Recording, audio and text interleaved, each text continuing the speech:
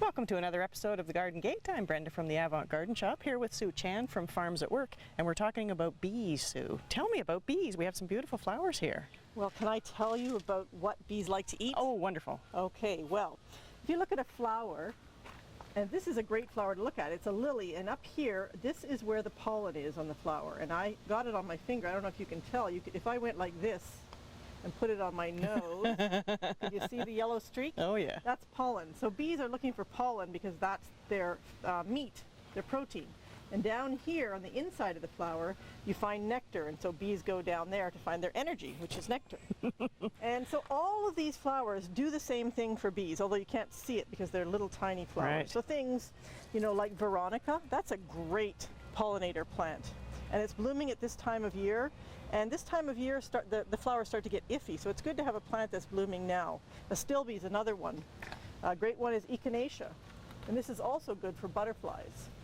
Another one of my favorites is bergamot. So bumblebees especially love bergamot. They put their long tongues down inside the flower, get the nectar, and then cause pollination.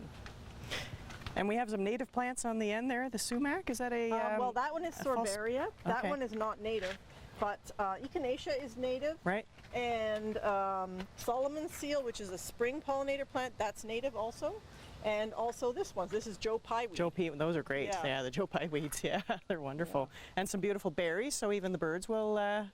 That's right. So this is a pollinator plant, and what the pollinator does is give us the berries. Right. Excellent. So the birds can be fed as well. Yep. Yeah. Well, we're going to learn a little bit more in the second segment about why bees are so important, and maybe highlight our little bee house that we have over there as well. So I hope you'll join us in just a few minutes.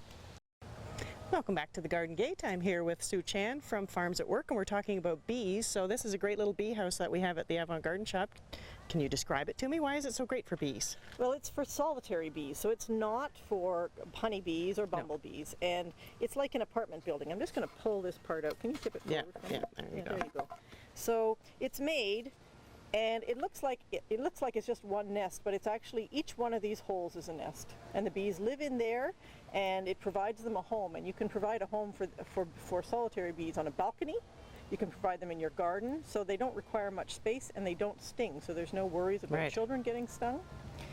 And these bees will live here for one winter and then come out the next year. Right, okay. And will there be just one egg in there, or would there be a bunch? No, there'll be about 5. So this hole is drilled all the way to the back, and you'll find about 5 eggs drilled in, put in there by the mother. Right. Oh, neat. Yeah, these are great little houses. We sell quite a few of them at the shop, and they're locally made, which is great. So that's fantastic. And then you also have this book that we have. Yes, I just wanted to tell you about it. It's a book that I wrote about conserving native pollinators in Ontario. It has all kinds of information in it about the different bees that you're going to see, and also about which flowers you would want to grow and where you could buy those things, where you could order flowers and so forth. It's got lots of information about what to do to conserve native bees on your property. Yeah, they're great, and they're only $10, I think, and they're available at the Avant Garden Shop and probably from your office. And all money goes to pollinator work at Farms at Work. Excellent. Okay. Well, thanks so much for joining me, Sue. This has been really informative.